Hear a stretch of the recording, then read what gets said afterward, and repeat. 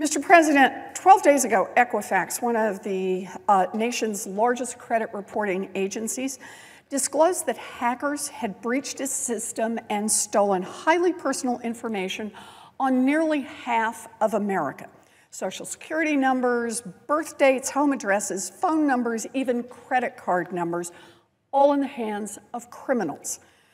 I've heard from working families in Massachusetts and all across the country since then. The Equifax hack is a nightmare. At best, it is a giant hassle. Time on hold with credit reporting agencies, fees for this service and that service, confusion about what's been stolen and what to do about it. At worst, it could be ruinous. A lifetime of responsible spending and borrowing wiped out by identity theft and fraud. People are outraged, and rightly so. Bad enough that Equifax was so sloppy that they let hackers into their system, but the company's response to the hack has been even worse. First, Equifax hid the information about the breach for 40 days. 40 days. Equifax gave criminals a 40-day head start to use the information they had stolen while the rest of us were left in the dark. And then, when Equifax finally decided to disclose the breach, they didn't call or send letters to the millions of Americans who were victims of the hack. Nope. They announced the breach and then made everyone go to an Equifax website, turn over more personal information to see if they were one of the people who'd been affected. And once Equifax had the new information, they provided confusing and misleading information about whether the person had actually been a victim of the breach or not. Worse still, while Equifax was unclear about whether someone's information had been stolen, they were very clear about one thing. Everyone, whether your information was stolen or not, should sign up for a supposedly free Equifax credit monitoring service called Trusted ID Premier. The terms of the use for this program initially required anyone who signed up to have a credit card. Why?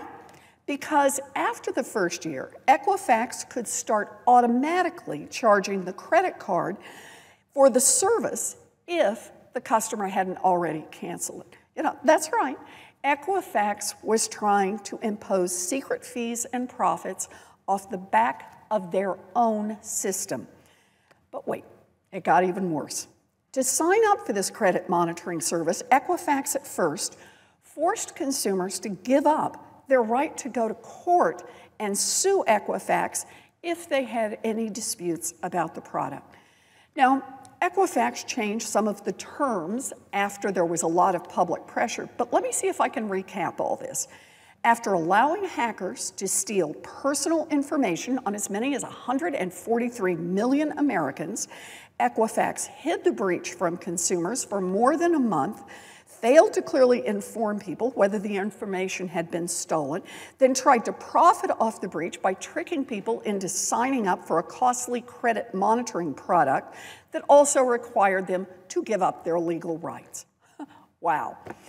In the last decade, there has been so much corporate misconduct, so much bald-faced contempt for consumers, that at times it feels like we've all just grown numb to it. But even against that backdrop, Equifax's behavior is just jaw-dropping.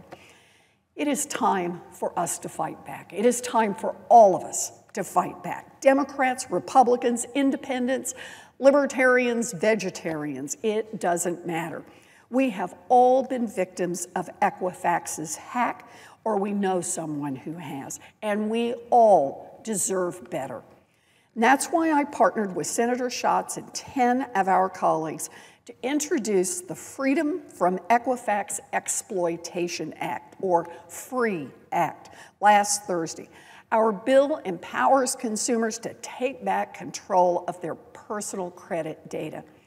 The Equifax hack has highlighted the strange role of credit reporting agencies like Equifax and how they interface with our financial system. Banks and other big companies feed agencies like Equifax information about every major financial transaction that you make, from purchasing a car to taking out a mortgage to buying a home to getting a student loan. They get information on every monthly payment you make, and they note where you live and how long you've lived there and what your phone number is. And every day, the credit reporting agencies package up that information about you into files that they then sell to other people. And sometimes it's people you know about, like when you apply for a mortgage or a car loan. But a lot of times, Equifax is just selling data to people who want to sell you something. Credit cards or a student loan refinance or even a cruise. The bottom line is that companies like Equifax are making billions of dollars a year collecting, sharing, and selling highly personal information about you, and all without your explicit permission or without paying you a penny.